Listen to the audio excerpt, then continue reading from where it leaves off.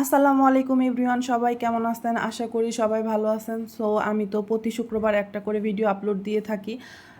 তেমনইভাবে আজকেও একটা ভিডিও নিয়ে চলে আসলাম। যা করতেছি সেটা হলো সারাদিন কী করতেছি সেটাই তোমাদের সঙ্গে শেয়ার করতেছি। সো আয়াতের বাবা সকাল সকাল বাজার করে নিয়ে আসছে। তো ফ্রেশ ফ্রেশ শসা, তারপর লাউ, আর আমাদের বাসায় হাঁসের ডিমটা খাওয়া হয়, হাঁসের ডিম ছিল, তারপর কলা আমার মেয়ের জন্য। আমার মেয়ের পছন্দের সব জিনিসগুলো যেমন নুডলস, সেমাই, সে লাচ্চা সেমাইটা খেতে ভালোবাসে। আর এদিকে সবজি ছিল, সবজিগুলো আমি বের করে নিচ্ছি। এখানে পটল, কাঁচামরিচ আর লাউ, শসা। আর আমার হাজব্যান্ড হচ্ছে 2 দিন আগেই মুরগি কিনে রেখেছিল, যেহেতু আমরা 15-20 দিন বা 1 মাসের জন্য মাংস মাছ এগুলো কিনে রাখি। সো এখানে 30টার মতো মুরগি আছে, এগুলো সব দেশি মুরগি। আমার মেয়েটা মুরগিটাই খেতে পছন্দ করে, এই জন্য আমাদের বাসায় দেশি মুরগিটাই আনা হয়। এখানে আয়াত আমার কাজে হেল্প করতেছে। আয়াত মুরগির পলিথিনগুলা ছিঁড়ে দিচ্ছে, আর আমি এটাকে 1 ঘন্টার জন্য এখন ভিজিয়ে রাখবো।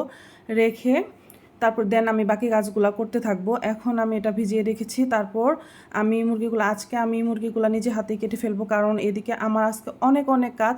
তাই খালা একা পেরে উঠবে না, খালার কাজ আছে। খালার জন্য আমি এখানে আমার হাজব্যান্ড 3 কেজি কলিজা আর একটা জিব্বা, আর এটাকে আমরা বট অথবা ভুঁড়ি বলে থাকি, গরুর মোটা যে ভুঁড়িটা সেটা এনেছিল সেটা। কারণ গরুর ভুঁড়িটাও আয়াত খেতে পছন্দ করে, বাবার পছন্দের খাবার। কলিজাটা আমার পছন্দের খাবার। এই ধরনের সব আমাদের সব যে ভালো লাগা খাবারগুলো মিক্সড করে আনা হয় বাসায়। সো এখন আমি কলিজা ভুনাটা বসিয়ে দিলাম, আর এদিকে ভুঁড়িটাকেও রান্না করার জন্য বসিয়ে দিলাম। আর এখন সন্ধ্যা। তো চলে গেলাম হচ্ছে আমাদের এখানে একটা সুপার শপ আছে, সেখানে আয়াতের টুকিটাকি কিছু কেনার ছিল।